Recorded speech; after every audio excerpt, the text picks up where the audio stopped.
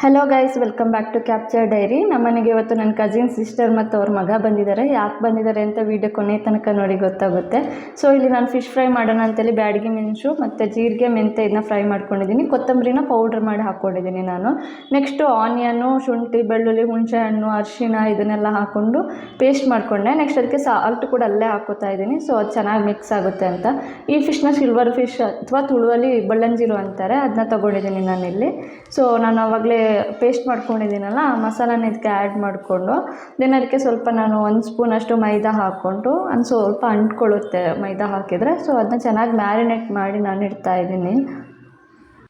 ನಾನಿಲ್ಲಿ ಮಸಾಲಾನ ಚೆನ್ನಾಗಿ ಮಿಕ್ಸ್ ಮಾಡಿಕೊಂಡು ಒಂದು 20 to 1 hour ಇಡ್ತಾಯಿದ್ದೀನಿ. ನೀವು ಬೇಕಂದರೆ ಫ್ರಿಜ್ಜಲ್ಲಿ ಕೂಡ ಎತ್ತಿಟ್ಕೋಬೋದು, ನಿಮಗೆ ಬೇಕಾದಾಗ ಫ್ರೈ ಮಾಡ್ಕೋಬೋದು. ನಾನಿಲ್ಲಿ ಇವತ್ತು ಫ್ರೈ ಮಾಡೋದಕ್ಕೆ ರವೆ ಯೂಸ್ ಮಾಡ್ತಾಯಿದ್ದೀನಿ. ರವೆ ಯೂಸ್ ಮಾಡ್ಕೊಂಡು ಡೀಪ್ ಫ್ರೈ ಮಾಡ್ತಾಯಿದ್ದೀನಿ. ಸೊ ಇದು ಚೆನ್ನಾಗಿ ಮ್ಯಾರಿನೇಟ್ ಆಗೋಕ್ಕೆ 20 minutes to 1 hour ಬೇಕು ಅಂದಲ್ಲ. ಸೊ ಆ ಟೈಮಲ್ಲಿ ನಾನಿಲ್ಲಿ ಫಿಶ್ ಮಸಾಲ ಮಾಡ್ತಾಯಿದ್ದೀನಿ, ಬಂಗಡ ಫಿಶ್ನ ಯೂಸ್ ಮಾಡಿಕೊಂಡು. ನಾನು ಇದ್ರ ರೆಸಿಪಿನ ಆಲ್ರೆಡಿ ನನ್ನ ಚಾನಲಲ್ಲಿ ಹಾಕಿದ್ದೀನಿ. ಯೂಶ್ವಲಿ ಮಂಗಳೂರು ಸೈಡಲ್ಲಿ ಎಲ್ಲರೂ ಇದೇ ಥರ ಬಂಗಡೆ ಮಸಾಲ ಮಾಡೋದು. ಸೊ ಇದೊಂಥರ ಅಥೆಂಟಿಕ್ ಮಂಗಳೂರು ಫಿಶ್ ಮಸಾಲ ಅಂತ ಅನ್ಬೋದು.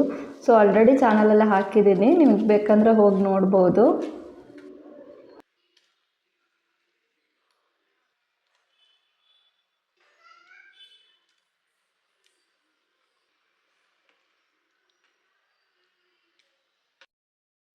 ಇವಾಗ ಇಲ್ಲಿ ಫ್ರೈಗೆ ಅಂತ ಮ್ಯಾರಿನೇಟ್ ಮಾಡಿರೋ ಫಿಶ್ ರೆಡಿಯಾಗಿದೆ. ಇಲ್ಲಿ ನಾನು ಸೂಜಿ ರವೆ ತೊಗೋತಿದ್ದೀನಿ. ಚಿಕ್ಕ ರವೆನೇ ಅಂದರೆ ಸೂಜಿ ರವೆನೇ ಯೂಸ್ ಮಾಡಬೇಕು ಇದಕ್ಕೆ. ಸೊ ಆವಾಗ ಮ್ಯಾರಿನೇಟ್ ಮಾಡಿರೋ ಫಿಶ್ನ ತೆಗೆದು ರವಾದಲ್ಲಿ ಈ ಥರ ಅದನ್ನು ಮಿಕ್ಸ್ ಮಾಡ್ಕೋಬೇಕು. 2 ಸೈಡಲ್ಲಿ ಚೆನ್ನಾಗಿ ರವೆ ಅಂಟ್ಕೋಬೇಕು. ಆ ಥರ ಮಾಡಿ ನೀವು ಒಂದು ಸಲ ಎಷ್ಟು ಫ್ರೈ ಮಾಡ್ತೀರಾ ಅಷ್ಟಕ್ಕೆ ಆ ಥರ ರವಾನ ಮಿಕ್ಸ್ ಮಾಡಿ ಈ ಥರ ಎತ್ತಿಟ್ಕೊಳ್ಳಿ.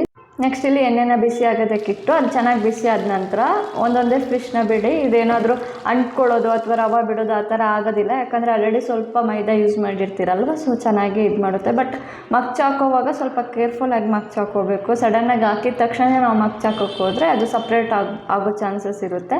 ಸೊ ನಿಧಾನಕ್ಕೆ ಈ ಥರ ಫ್ರೈ ಮಾಡಿ ಎತ್ತಿಟ್ಕೋಬೋದು. ಇನ್ನೊಂದೇನೆಂದರೆ ಇದು ತುಂಬ ಕ್ರಿಸ್ಪಿಯಾಗಿ ಚೆನ್ನಾಗಿರುತ್ತೆ. ಇವಾಗ ಸಿಲ್ವರ್ ಫಿಶ್ ರವಾ ಫ್ರೈ ರೆಡಿ ಆಯಿತು.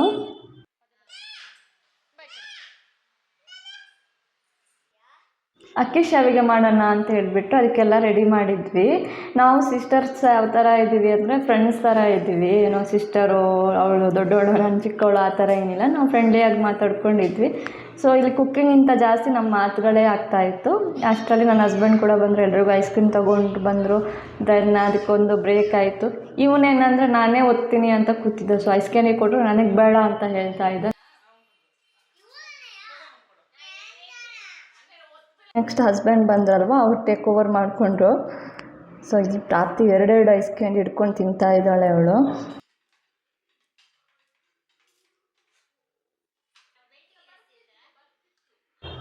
ಇಲ್ಲಿ ನನ್ನ ಫ್ಯಾಮಿಲಿ ಅಂತಲ್ಲ, ಇವನ್ ಹಸ್ಬೆಂಡ್ ಕಡೆಯಿಂದ ಫ್ಯಾಮಿಲಿ ಬಂದರು, ಅವರು ಇದೇ ಥರ ಅಂದರೆ ಫ್ರೆಂಡ್ಲಿಯಾಗಿರ್ತಾರೆ. ನಮಗೇನೋ ಆ ಥರ ಇಲ್ಲ, ಆ ಥರ ಮಾತಾಡಬೇಕು, ಇದೇ ಥರ ಮಾತಾಡಬೇಕು ಅಂತೆಲ್ಲ. ಎಲ್ಲರೂ ಫ್ಯಾಮಿಲಿ ಫ್ರೆಂಡ್ಲಿಯಾಗಿರ್ತೀವಿ. ಸೊ ಅದೊಂಥರ ಖುಷಿ ಅನಿಸುತ್ತೆ ಆ ಥರ ಇದ್ದಾಗ ನಮಗೂ.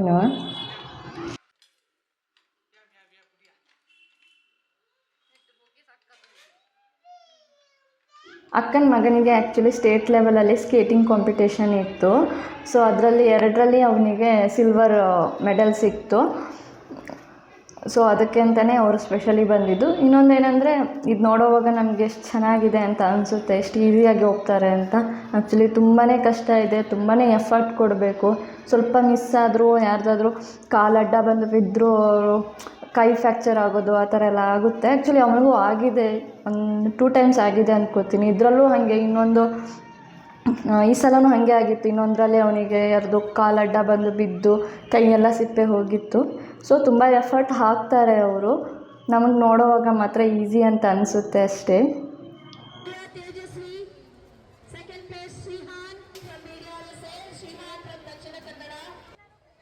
ಕಂಗ್ರ್ಯಾಚುಲೇಷನ್ಸ್ ಶಿಹಾನ್, ಇದೇ ಥರ ನಿನಗೆ ನೆಕ್ಸ್ಟು ಸಿಲ್ವರ್ ಗೋಲ್ಡ್ ಮೆಡಲ್ ಸಿಗಲಿ ಅಂತ ಹೇಳ್ತಾ ಈ ವಿಡಿಯೋನ ನಾನು ಇಲ್ಲಿಗೆ ಎಂಡ್ ಮಾಡ್ತಾ ಇದ್ದೀನಿ. ಈ ವಿಡಿಯೋ ನಿಮಗೆ ಇಷ್ಟ ಆದರೆ please do like and subscribe to my channel. Thank you for watching.